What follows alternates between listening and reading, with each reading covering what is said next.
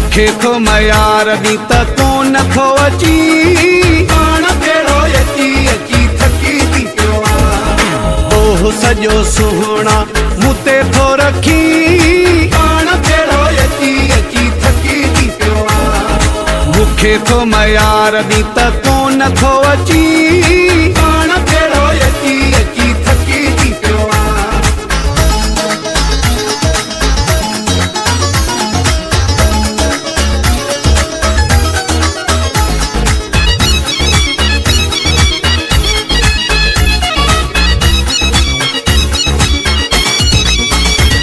प्रेम प्रेम मौला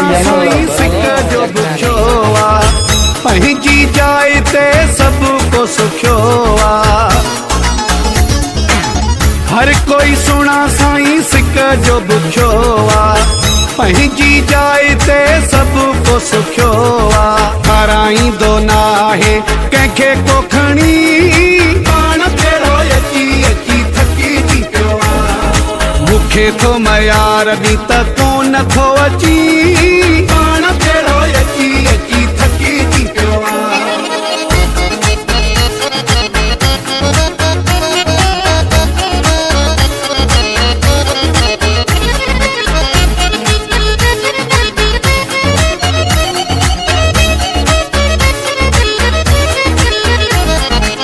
तो वट जे टाइम नाहे वांदो मां भी न आहियां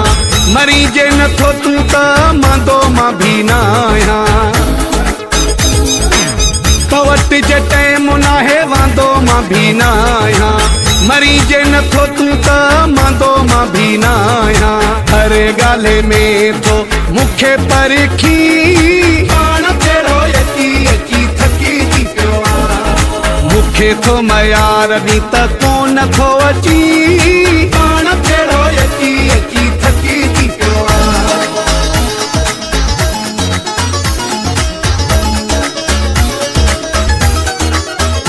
प्रेम मौला यमला बलोच फ्रॉम शिकारपुर कमाल महर ते कावड़ करी थो डहर कीअ में तू आकड़ करी थो कमाल महर ते कावड़ करी थो डहर कीअ में तू आकड़ करी थो पंहिंजूं कोतायूं कोन थो ॾिसी पाण भेड़ो अची अची थकी थी पियो मुखे थो मयार दी त कोन थो अची पाण भेड़ो अची अची थकी थी पियो ओह सॼो सुहिणा मुते थो रखी पाण भेड़ो अची अची थकी थी पियो मुखे थो मयार दी त कोन थो अची